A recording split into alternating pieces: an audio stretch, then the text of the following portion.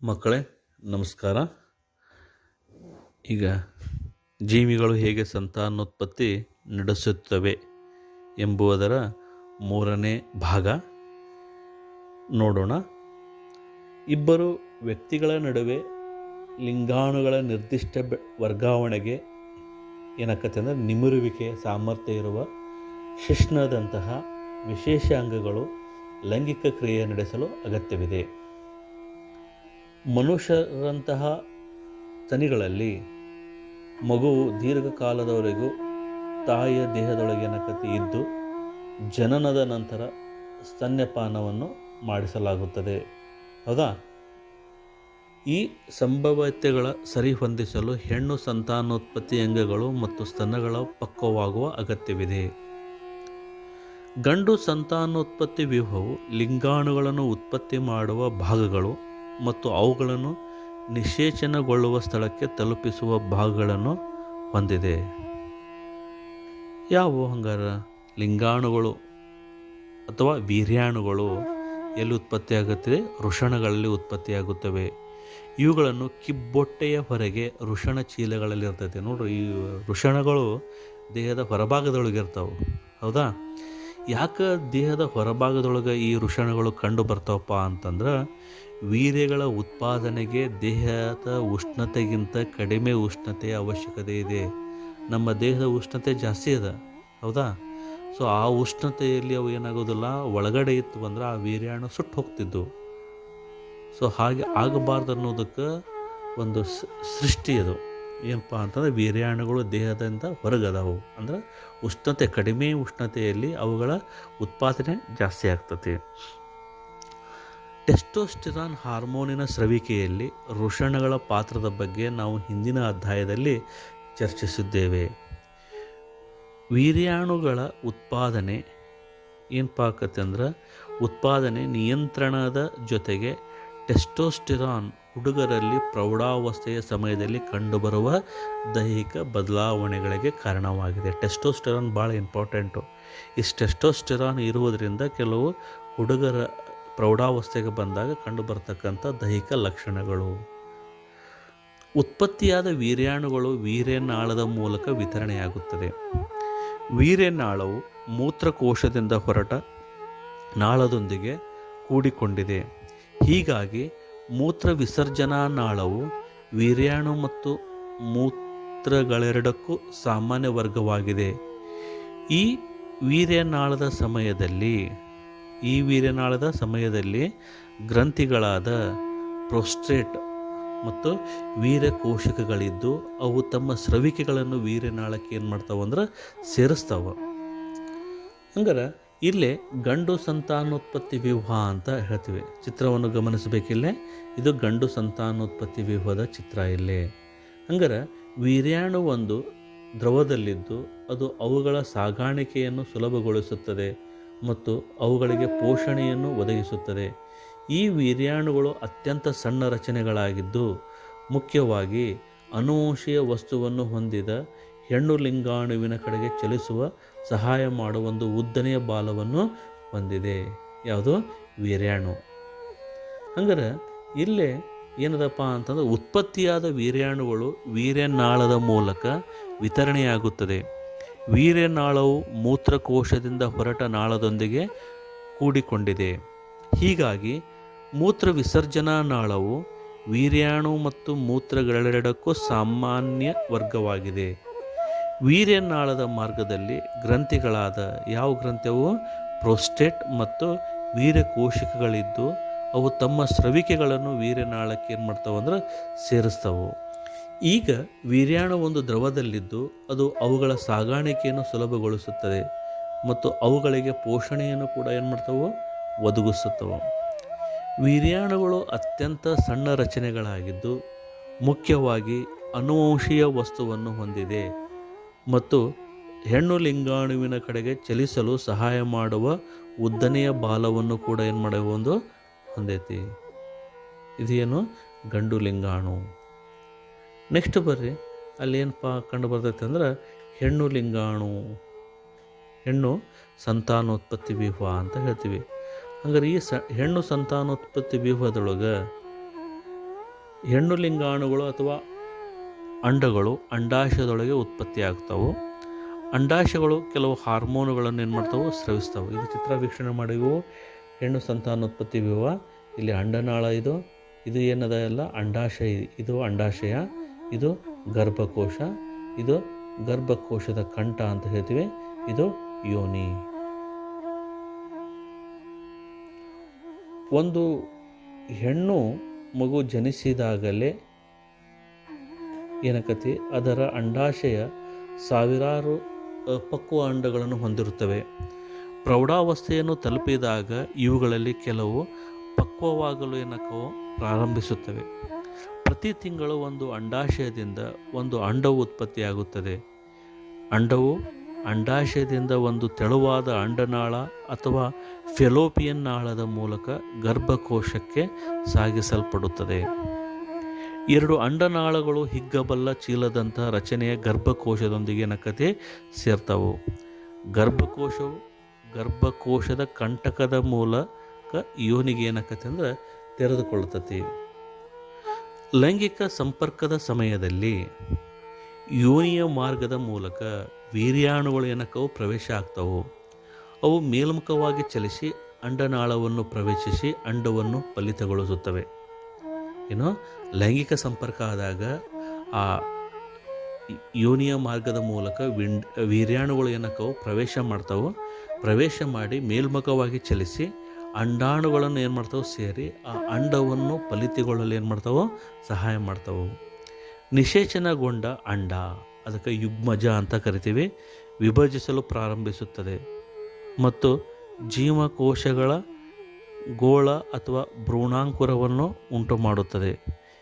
ಈ ಭ್ರೂಣಾಂಕುರವು ಗರ್ಭಕೋಶದ ಒಳಸ್ತರಿಯ ಮೇಲೆ ಅಂಟಿಕೊಳ್ಳುತ್ತದೆ. ಅಲ್ಲಿ ಅದು ಬೆಳವಣಿಗೆಯನ್ನು ಮುಂದುವರಿಸುತ್ತದೆ ಮತ್ತು ಅಂಗಗಳನ್ನು ಬೆಳೆಸಿಕೊಂಡು ಭ್ರೂಣವಾಗ್ತದೆ. ತಾಯಿ ದೇಹವು ಮಗುವಿನ ಬೆಳವಣಿಗೆ ವಿನ್ಯಾಸಗೊಂಡಿದೆ ಎಂದು ನಾವು ಈ ಮೊದಲು ನೋಡಿದ್ದೇವೆ. ಆದ್ದರಿಂದ ಗರ್ಭಕೋಶವು ಬೆಳೆಯುತ್ತಿರುವ ಭ್ರೂಣವನ್ನು ಸ್ವೀಕರಿಸಲು ಮತ್ತು ಪೋಷಿಸಲು ಪ್ರತಿ ತಿಂಗಳು ತಾನೇ ತಯಾರಿ ಮಾಡಿಕೊಳ್ಳುತ್ತದೆ. ಗರ್ಭಕೋಶದ ಒಳಸ್ತರಿಯು ದಪ್ಪವಾಗುತ್ತದೆ ಮತ್ತು ಬೆಳೆಯುತ್ತಿರೋ ಭ್ರೂಣವನ್ನು ಪೋಷಿಸಲು ಸಾಕಷ್ಟು ಏನು ಮಾಡ್ತೈತೆ ಅಂದ್ರೆ ರಕ್ತ ಪೂರೈಕೆಯನ್ನು ಹೊಂದಿರುತ್ತದೆ. ವಿಶೇಷ ಅಂಗಾಂಶದ ಜರಾಯುವಿನ ಮೂಲಕ ಭ್ರೂಣವು ತಾಯಿಯ ರಕ್ತದ ಮೂಲಕ ಪೋಷಣೆಯನ್ನು ಪಡೆಯುತ್ತದೆ. ಈ ಜರಾಯು ತಟ್ಟೆಯಂಥ ರಚನೆಯಾಗಿದ್ದು, ಜರಾಯು ಅಂದರೆ ಏನಪ್ಪ ಅಂದರೆ ಹೊಂಕಳ ಹುರಿ ಅಂತ ಹೇಳ್ತೀವಲ್ಲ, ಅದೇ ಜರಾಯು. ಈ ಜರಾಯು ತಟ್ಟೆಯಂಥ ರಚನೆಯಾಗಿದ್ದು ಗರ್ಭಕೋಶದ ಗೋಡೆಯೊಳಗೆ ಹುದುಗಿಕೊಂಡಿದೆ. ಇದು ಭ್ರೂಣದ ಅಂಗಾಂಶ ಭಾಗದಲ್ಲಿ ಏನಾದವಂದ್ರೆ ವಿಲಾಯಿಗಳನ್ನು ಹೊಂದಿದೆ ಮತ್ತು ತಾಯಿಯ ಕಡೆಗಿನ ಭಾಗದಲ್ಲಿ ವಿಲಾಯಿಗಳನ್ನು ಸುತ್ತುವರೆದಂತೆ ರಕ್ತಾವಕಾಶಗಳಿವೆ. ಇದು ತಾಯಿಯಿಂದ ಭ್ರೂಣಕ್ಕೆ ಗ್ಲುಕೋಸ್ ಮತ್ತು ಆಕ್ಸಿಜನ್ ಹಾದು ಹೋಗಲು ವಿಶಾಲವಾದ ಮೇಲ್ಮೈಯನ್ನು ಒದಗಿಸುತ್ತದೆ. ಇದು ಬೆಳೆಯುತ್ತಿರುವ ಭ್ರೂಣವು ತ್ಯಾಜ್ಯ ಪದಾರ್ಥಗಳನ್ನು ಉತ್ಪತ್ತಿ ಮಾಡುತ್ತವೆ. ಅವುಗಳನ್ನು ತಾಯಿಯ ರಕ್ತಕ್ಕೆ ಪ್ಲಾಸೆಂಟಾದ ಮೂಲಕ ವರ್ಗಾಯಿಸಿ, ಪ್ಲಾಸೆಂಟಾ ಅಂದರೆ ಜರಾಯುವಿನ ಮೂಲಕ ವರ್ಗಾಯಿಸಿ ಹೊರ ಹಾಕ್ತೈತಿ. ನೋಡಿ, ಅದು ಭ್ರೂಣ ಹೆಂಗೆ ಬೆಳೀತಾ ಇರ್ತೈತಿ ತಾಯಿ ಗರ್ಭದೊಳಗೆ, ಅದು ಬಿಡುಗಡೆ ಮಾಡ್ತಕ್ಕಂಥ ತ್ಯಾಜ್ಯ ವಸ್ತುಗಳು ಏನು ಮಾಡ್ತಾವೆ ಅಂದ್ರೆ ಆ ಜರಾಯುವಿನ ಮೂಲಕ ಏನಾಕತ್ತೆ ಅಂದ್ರೆ ತಾಯಿಯ ರಕ್ತಕ್ಕೆ ಪ್ಲಾಸೆಂಟಾದ ಮೂಲಕ ವರ್ಗಾಯಿಸಿ ಏನಾಕತ್ತೆ ಅಂದ್ರೆ ಹೊರಗೆ ಕಳಿಸ್ತತೆ ಅಂತ.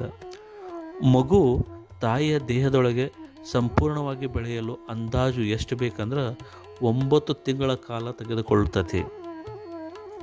ಗರ್ಭಕೋಶದ ಸ್ನಾಯುಗಳ ಲಯಬದ್ಧ ಸಂಕೋಚನಗಳ ಫಲವಾಗಿ ಏನಕತ್ತೆ ಅಂದ್ರೆ ಮಗು ಜನಿಸ್ತತಿ. ಒಂದು ವೇಳೆ ಅಂಡವು ಫಲಿತಗೊಳ್ಳದಿದ್ದರೆ, ಇದು ಬಹಳ ಇಂಪಾರ್ಟೆಂಟು, ಅಂಡೆಲ್ಲ ಸರಿಯಾಗಿ ಫಲಿತಗೊಂಡು ಮಗುವಾಗಿ ಬೆಳೀತಾ ಸರಿ. ಇನ್ ಕೇಸ್ ಅದು ಫಲಿತಗೊಳ್ಳದಿದ್ದರೆ ಏನಾಗ್ತತಿ? ಒಂದು ವೇಳೆ ಅಂಡವು ಫಲಿತಗೊಳ್ಳದಿದ್ದರೆ ಅದು 1 ದಿನದವರೆಗೂ ಬದುಕಿರುತ್ತದೆ. ಅಂಡಾಶಯವು ಪ್ರತಿ ತಿಂಗಳು 1 ಅಂಡವನ್ನು ಬಿಡುಗಡೆಗೊಳಿಸುವುದರಿಂದ ಗರ್ಭಕೋಶವು ಫಲಿತ ಅಂಡವನ್ನು ಬರಮಾಡಿಕೊಳ್ಳಲು ಪ್ರತಿ ತಿಂಗಳ ತನ್ನನ್ನು ತಾನೇನು ಮಾಡ್ತದೆ ಅಂದರೆ ಸಜ್ಜುಗೊಳಿಸ್ತದೆ ಅಂತ. ಏನು, ಅಂಡಾಶಯವು ಪ್ರತಿ ತಿಂಗಳು 1 ಅಂಡವನ್ನು ಬಿಡುಗಡೆಗೊಳ್ಳುವುದರಿಂದ ಗರ್ಭಕೋಶ ಏನು ಮಾಡ್ತೈತಿ, ಫಲಿತ ಅಂಡವನ್ನು ಬರಮಾಡಿಕೊಳ್ಳಲು ಪ್ರತಿ ತಿಂಗಳು ತನ್ನನ್ನು ತಾನು ಏನು ಮಾಡ್ತೈತಿ, ಸಜ್ಜುಗೊಳಿಸುತ್ತದೆ. ಹೀಗೆ ಅದರ ಒಳಸ್ತರಿಯು ದಪ್ಪವಾಗಿ ಸ್ಪಂಜಿನಂತಾಗುತ್ತದೆ. ಒಂದು ವೇಳೆ ಅಂಡವು ಫಲಿತಗೊಂಡರೆ, ಅಂಡ ಫಲಿತಗೊಂಡ್ರೆ ಅದು ಪೋಷಣೆಗಾಗಿ ಇದು ಅಗತ್ಯವಾಗಿದೆ. ಹೌದಾ? ನೋಡೋಣಂತಿಲ್ಲಿ. ಅಂಡವು ಫಲಿತಗೊಳ್ಳುವುದರಿಂದ ಈ ಒಳಸ್ತರಿ ಅಗತ್ಯವಿರುವುದಿಲ್ಲ. ಆದ್ದರಿಂದ ಈ ಒಳಸ್ತರಿಯು ನಿಧಾನವಾಗಿ ಬಿರುಕು ಬಿಟ್ಟು ರಕ್ತ ಮತ್ತು ಲೋಳೆಯ ರೂಪದಲ್ಲಿ ಯೋನಿಯಿಂದ ಹೊರಬರುತ್ತದೆ. ಹೌದಾ? ಈ ಚಕ್ರ ಸರಿಸುಮಾರು ಪ್ರತಿ ತಿಂಗಳು ನಡೆಯುತ್ತದೆ. ಇದನ್ನು ನಾವು ಋತುಚಕ್ರ, ಮೆನಿಸ್ಟ್ರಿಯಲ್ ಸೈಕಲ್ ಅಂತ ಕರಿತೀವಿ. ಸಾಮಾನ್ಯವಾಗಿ ಇದು 2 ರಿಂದ 8 ದಿನಗಳವರೆಗೂ ಮುಂದುವರಿಯುತ್ತದೆ. ಯಾವುದು? ಋತುಚಕ್ರ ಅಂತ ಹೇಳ್ತೀವಿ. ಅಂಡವು ಫಲಿತಗೊಳ್ಳದಿದ್ದರೆ ಈ ಒಳಸ್ತರಿ ಅಗತ್ಯವಿರುವುದಿಲ್ಲ. ಆದ್ದರಿಂದ ಈ ಒಳಸ್ತರಿ ನಿಧಾನವಾಗಿ ಬಿರುಕು ಬಿಟ್ಟು ರಕ್ತ ಮತ್ತು ಲೋಳೆಯ ರೂಪದಿಂದ ಏನಕತಿ ಯೋನಿಯಿಂದ ಹೊರಬರುತ್ತದೆ. ಈ ಚಕ್ರ ಸುಮಾರು ಪ್ರತಿ ತಿಂಗಳು ನಡೆಯುತ್ತದೆ. ಇದನ್ನು ನಾವು ಋತುಚಕ್ರ ಅಂತ ಹೇಳ್ತೀವಿ. ಹಂಗಾರೆ ಇಲ್ಲೊಂದು ಚರ್ಚಿಸಿ ಅಂತ ಕೊಡ್ತದೆ. ಕೇರಳದ ಯಾತ್ರಾ ಸ್ಥಳವಾದ ಅಯ್ಯಪ್ಪ ಸ್ವಾಮಿ ಸನ್ನಿಧಿಯಲ್ಲಿ 10 ರಿಂದ 50 ವರ್ಷದ ಮಹಿಳೆಯರಿಗೆ ನಿಷೇಧ ಹೇರುವುದು ಸರಿಯೇ? ಇದನ್ನು ಭಾರತದ ಸರ್ವೋಚ್ಚ ನ್ಯಾಯಾಲಯ ವಿರೋಧಿಸಿ ತೀರ್ಪು ನೀಡಿದ್ದರೂ ಇನ್ನೂ ಮಹಿಳೆಯರಿಗೆ ಅವಕಾಶ ನೀಡುತ್ತಿಲ್ಲ. ಇದು ಸರಿಯೇ ಅಂತ. ಹೌದಾ? ಯಾಕೆ? ಇದ್ರ ಬಗ್ಗೆ ಒಂದು ಸ್ವಲ್ಪ ನೀವೇನು ಮಾಡಬೇಕು, ಮಾಹಿತಿ ಕಲೆ ಹಾಕ್ಕೊಂಡು ಬರಬೇಕು ನಾಳೆ. ಓಕೆ. ಸಂತಾನೋತ್ಪತ್ತಿಯ ಆರೋಗ್ಯ ಕೂಡ ಇಂಪಾರ್ಟೆಂಟು. ಲೈಂಗಿಕ ಸಂಪರ್ಕದ ಸಮಯದಲ್ಲಿ ಯೋನಿಯ ಮಾರ್ಗದ ಮೂಲಕ ವೀರ್ಯಾಣುಗಳು ಪ್ರವೇಶಿಸುತ್ತವೆ. ಅವು ಮೇಲ್ಮುಖವಾಗಿ ಚಲಿಸಿ ಅಂಡನಾಳವನ್ನು ಪ್ರವೇಶಿಸಿ ಅಂಡವನ್ನು ಫಲಿತಗೊಳಿಸುತ್ತದೆ. ನಿಷೇಚನಗೊಂಡ ಯುಗ್ಮಜ ವಿಭಜಿಸಲು ಪ್ರಾರಂಭಿಸುತ್ತದೆ. ಜೀವಕೋಶಗಳ ಗೋಳ ಅಥವಾ ಭ್ರೂಣಾಂಕುರವನ್ನು ಉಂಟು ಮಾಡುತ್ತದೆ. ಈ ಭ್ರೂಣಾಂಕುರವು ಗರ್ಭಕೋಶದ ಒಳಸ್ತರಿಯು ಮೇಲೆ ಅಂಟಿಕೊಳ್ಳುತ್ತದೆ ಮತ್ತು ಅಲ್ಲಿ ಬೆಳವಣಿಗೆ ಮುಂದುವರೆದು ಅಲ್ಲಿ ಬೆಳವಣಿಗೆಯನ್ನು ಮುಂದುವರಿಸುತ್ತದೆ ಮತ್ತು ಅಂಗಗಳು ಬೆಳೆಸಿಕೊಂಡು ಭ್ರೂಣವಾಗ್ತದೆ. ಸಾಮಾನ್ಯ ದೈಹಿಕ ಬೆಳವಣಿಗೆ ನಡೆಯುತ್ತಿರುವ ಲೈಂಗಿಕ ಪರಿಪಕ್ವತೆ ಪ್ರಕ್ರಿಯೆಯು ಕ್ರಮವಾಗಿ ನಡೆಯುತ್ತದೆ. ಆದ್ದರಿಂದ ಶರೀರ ಅಥವಾ ಮನಸ್ಸು ಲೈಂಗಿಕ ಕ್ರಿಯೆಗೆ ಅಥವಾ ಗರ್ಭಧಾರಣೆಗೆ ಯೋಗ್ಯವಾಗಿದೆ ಎಂಬುದನ್ನು ಲೈಂಗಿಕ ಪರಿಪಕ್ವತೆಯ ಅರ್ಥವಲ್ಲ. ಶರೀರ ಅಥವಾ ಮನಸ್ಸು ಈ ಪ್ರಮುಖ ಜವಾಬ್ದಾರಿಯನ್ನು ನಿಭಾಯಿಸಲು ಶಕ್ತವಾಗಿದೆ ಎಂದು ನಮಗೆ ತಿಳಿಯುತ್ತದೆ. ಈ ವಿಷಯದ ಬಗ್ಗೆ ನಾವೆಲ್ಲ ವಿಭಿನ್ನ ರೀತಿಯ ಒತ್ತಡದಲ್ಲಿದ್ದೇವೆ. ಹೌದಾ? ಯಾವ ರೀತಿ? ಲೈಂಗಿಕ ಸಂಪರ್ಕದಿಂದ ಉಂಟಾಗಬಹುದಾದ ಸಂಭಾವ್ಯ ರೋಗ ಪರಿಣಾಮಗಳನ್ನು ಕೂಡ ನಾವು ಪರಿಗಣಿಸಲೇಬೇಕಾಗುತ್ತದೆ. ರೋಗಗಳು ವ್ಯಕ್ತಿಯಿಂದ ವ್ಯಕ್ತಿಗೆ ಹಲವು ಮಾರ್ಗಗಳಿಂದ ಹರಡುತ್ತವೆ ಎಂಬುದನ್ನು ನಾವು 9ನೇ ತರಗತಿಯಲ್ಲಿ ಅಭ್ಯಾಸ ಮಾಡಿದ್ವಿ. ಹೌದಾ? ಲೈಂಗಿಕ ರೋಗಗಳು. ಲೈಂಗಿಕ ಕ್ರಿಯೆಯು ದೇಹಗಳ ಅತ್ಯಂತ ನಿಕಟ ಸಂಪರ್ಕವಾಗಿರುವುದರಿಂದ ಅನೇಕ ರೋಗಗಳು ಲೈಂಗಿಕವಾಗಿ ಹರಡುವುದು ಆಶ್ಚರ್ಯಕವಲ್ಲ. ಹಂಗಾರೆ ಅಲ್ಲೇ ಅಸುರಕ್ಷಿತ ಲೈಂಗಿಕ ಸಂಪರ್ಕದಿಂದ ಹರಡುವ ರೋಗಗಳು ಹಂಗಾರೆ ಯಾವುದು? STD ಅಂತ ಹೇಳ್ತೀವಿ ನಾವು. ಏನದು STD ಅಂತಂದ್ರೆ? STD ಅಂದ್ರೆ ಸೆಕ್ಷುವಲಿ ಟ್ರಾನ್ಸ್ಮಿಟೆಡ್ ಡಿಸೀಸ್ ಅಂತ ಹೇಳ್ತೀವಿ. ಹೌದಾ? ಅಸುರಕ್ಷಿತ ಲೈಂಗಿಕ ಸಂಪರ್ಕದಿಂದ ಹರಡುವ ರೋಗಗಳು ಯಾವುದಿರ್ಬೋದು? ಇಲ್ಲಿ ಚಿತ್ರಗಳನ್ನು ಗಮನಿಸಿರಬಹುದು. ಈ ರೀತಿ ಕಂಡು ಬರ್ತವೆ. ಅದು ಈ ಚಿತ್ರಗಳು ಇದಕ್ಕೆ ಸಂಬಂಧಪಟ್ಟವಪ್ಪ ಅಂದ್ರೆ ಅದು ಗೊನೋರಿಯಾ ಇರ್ಬೋದು, ಸಿಫಿಲಸ್ಗಳು ಇರ್ಬೋದು, ಹಾಗೂ ಪ್ರಜನನಾಂಗದ ಮೇಲೆ ಗುಳ್ಳೆಗಳು ಅಂತ ಹೇಳ್ತೀವಿ. ಹೌದಾ? ಇಲ್ಲೇನದ? ಇದು ಪ್ರಜನನಾಂಗದ ಮೇಲೆ ಗುಳ್ಳೆಗಳು. ಇಲ್ಲೇನದ? ಸಿಫಿಲಸ್ ಆಗಿರ್ಬೋದು. ಇಲ್ಲಿ ಕಂಡು ಬರ್ತೈತಿ ಇದು ಗೊನೋರಿಯಾ. ಇವೆಲ್ಲ ಏನಪ್ಪ ಅಂತಂದರೆ STD, ಸೆಕ್ಷುವಲಿ ಟ್ರಾನ್ಸ್ಮಿಟೆಡ್ ಡಿಸೀಸಸ್. ಇಲ್ಲಿ ಮೇಲೊಂದು ಚಿತ್ರ ಗಮನಿಸ್ತಿರಲ್ಲ. ಈ ಚಿತ್ರ ಯಾವುದಪ್ಪ ಅಂದರೆ HIV ಅಂತ ಹೇಳ್ತೀವಿ, ಹ್ಯೂಮನ್ ಇಮ್ಯುನೋ ವೈರಸ್. ಇದ್ರ ಮುಖಾಂತರ ಏನು ಬರ್ತೈತಿ ಅಂದ್ರೆ HIV ಬರ್ತೈತಿ, ಏಡ್ಸ್ ಅಂತ ಕರಿತೀವಲ್ಲ. ಲೈಂಗಿಕ ಕ್ರಿಯೆಯ ವೇಳೆ ಕಾಂಡಮ್ ಎಂದು ಕರೆಯುವ ಶಿಶ್ನವನ್ನು ಆವರಿಸುವ ಚೀಲಗಳ ಬಳಕೆ ಇಂಥ ಅನೇಕ ಸೋಂಕುಗಳ ಹರಡುವಿಕೆಯನ್ನು ಏನು ಮಾಡ್ತವಪ್ಪ ಅಂತಂದ್ರೆ ತಡೆಗಟ್ತಾವು. ಹಂಗಾರೆ ಲೈಂಗಿಕ ಕ್ರಿಯೆಯು ಸಾಮಾನ್ಯವಾಗಿ ಗರ್ಭಧಾರಣೆಗೆ ಕಾರಣವಾಗುತ್ತದೆ. ಹೌದಾ? ಗರ್ಭಧಾರಣೆಯು ಮಹಿಳೆಯರ ದೇಹ ಮತ್ತು ಮನಸ್ಸುಗಳ ಮೇಲೆ ಅಧಿಕ ಪ್ರಭಾವವನ್ನು ಉಂಟು ಮಾಡುತ್ತದೆ.